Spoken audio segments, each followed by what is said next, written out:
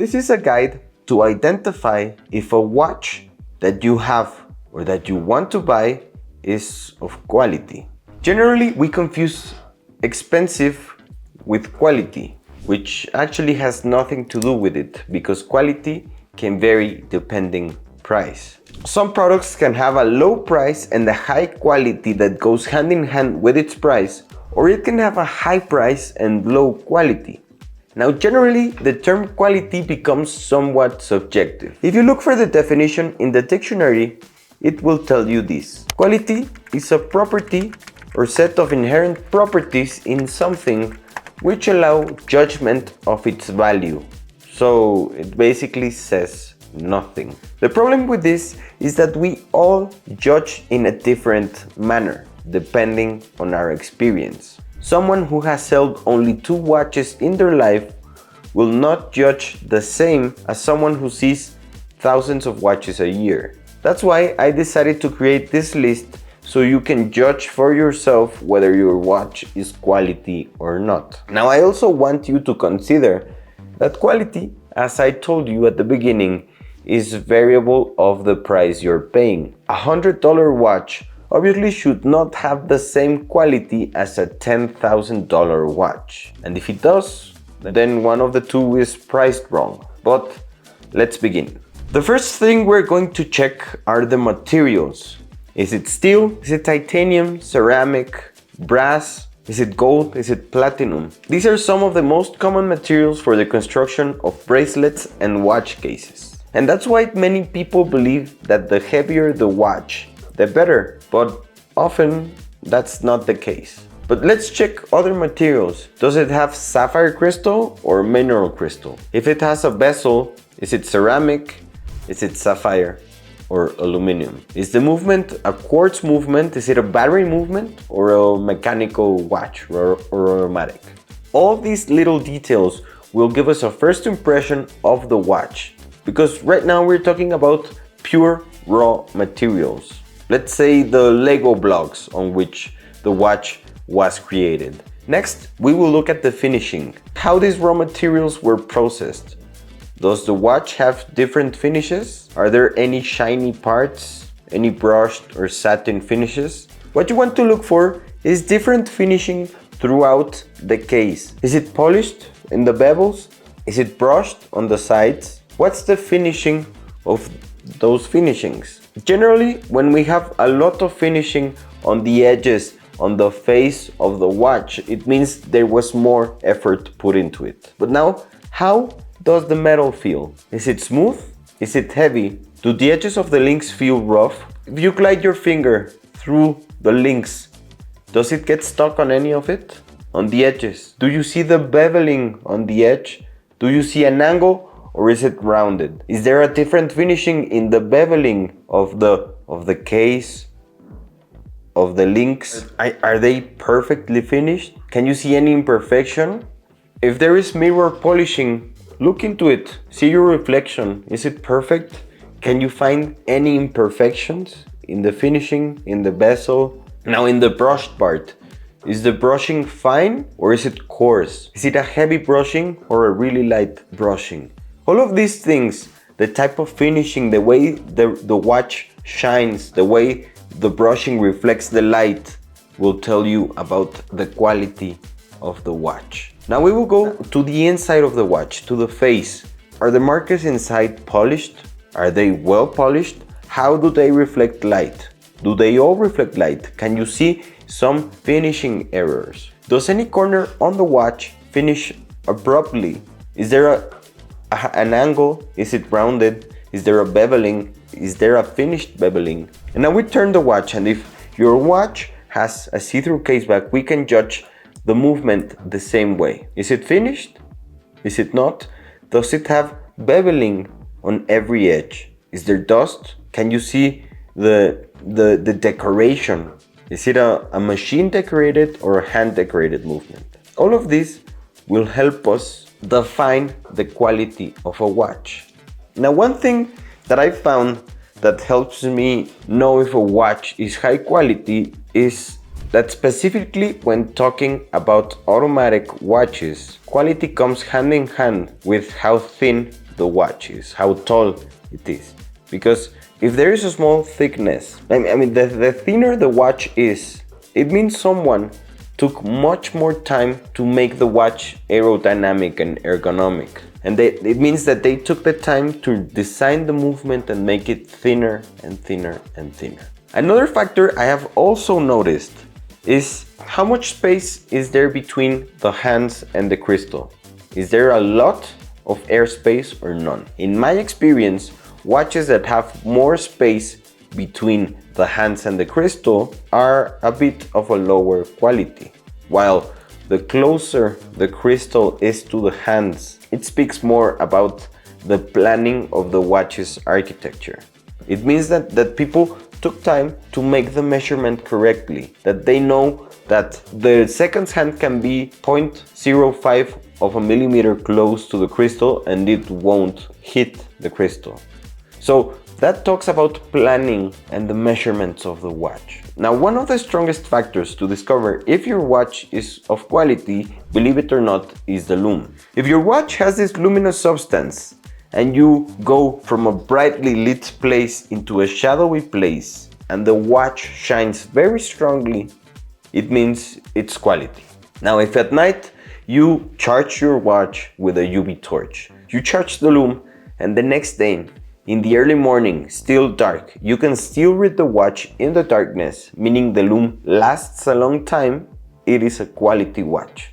Now, Seiko is really famous for having high quality watches, even though they are not the most expensive, even though they have a really affordable collection, all of their models have great lume. You can charge it at night and the next day it will still be shining. And it is super bright. So that's how we know that those watches are quality. Now, how to check if your watch is of quality but it doesn't have lume? If the hands are blue, it's easy. What you have to do is turn your watch to the light to see the reflection of the light into the hands. Now, you need to identify if the hands are blue paint or it's a heat treatment of the steel. If it is heat treatment, it is higher quality. If it's paint, it's lower quality. Now, it's easy to identify when it's paint because you will see like a little membrane that goes above the hands. If it's steel, you will see the texture of the steel and just change of color. Believe me, when you see it, you'll understand. So heat treatment is higher quality, paint is slightly lower quality. Another way to know if your watch is quality is to check the rotating bezel. Obviously, of course, this will only work for diving watches, but the way the bezel rotates will tell you a lot about the watch. Is it stiff? Is it smooth? Does it have play? But above all, what's the type of sound that comes when you turn it around? For example, I will leave here the sound of the Pelagos bezel, which to me is one of the best bezels in the industry.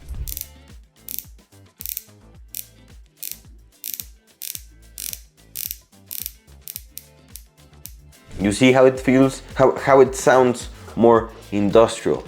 And I have here some watches that I want to try with you. Here we have the Casio Marlin, which is a really affordable but quality watch. And listen. This is a good bezel. It sounds perfect. Yes, it has a bit of game, but the quality of this goes hand in hand with a $100 watch or even less, $80. I could say, you could argue that this is a watch that offers a higher quality than its price point. Now, we have this Venezianico Nereide. I want you to listen to this bezel.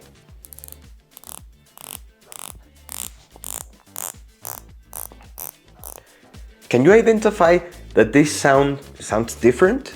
It sounds a bit more, a bit tighter.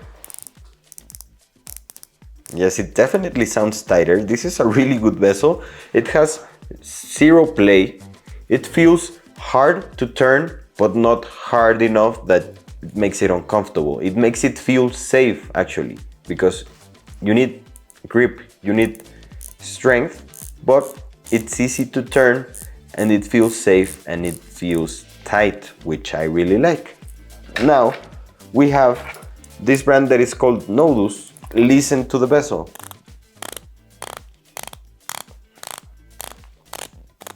it feels loose. The sound doesn't exude quality. It feels loose. I don't like it. And now, just for kicks, we have a Tag Heuer Aquaracer, which is not an affordable watch. You can argue it's expensive, but we'll listen to the quality of the bezel.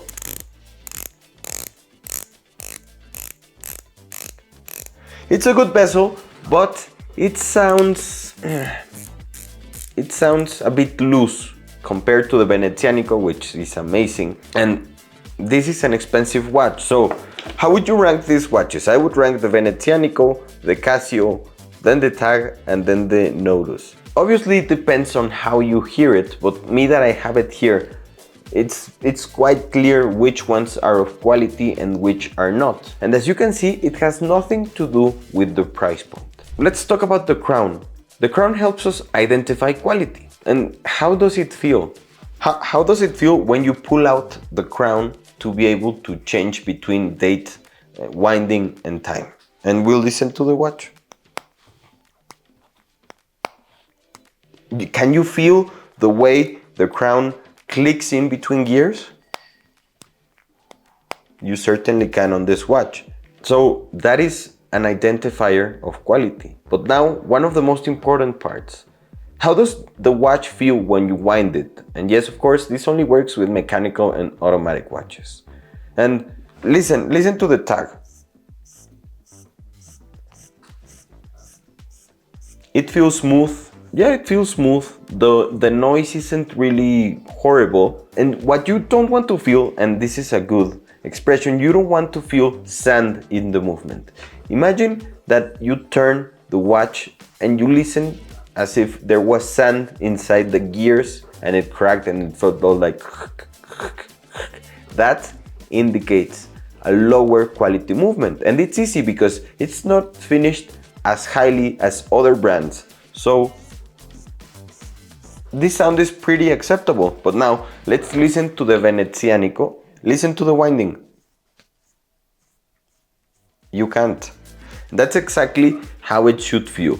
The gears align perfectly, there is no resistance, and sometimes I actually even question if I'm winding the movement. I know I do, but it is so buttery smooth, it really feels quality, believe me. And you can feel it, you really can feel it. Now, of course, all of this knowledge and all to be able to identify quality comes with experience. But I hope that this list that you have to check to know that your watch's quality helped you. And go to a retail store, find a lot of watches and try to identify which one is more expensive because of quality. And if you find a watch that is not expensive but is filled with quality, then you found a good watch. You can even play a game with your wife, your girlfriend, your family to put different watches on the table and let them identify which one is the most quality and see if it goes hand in hand with price.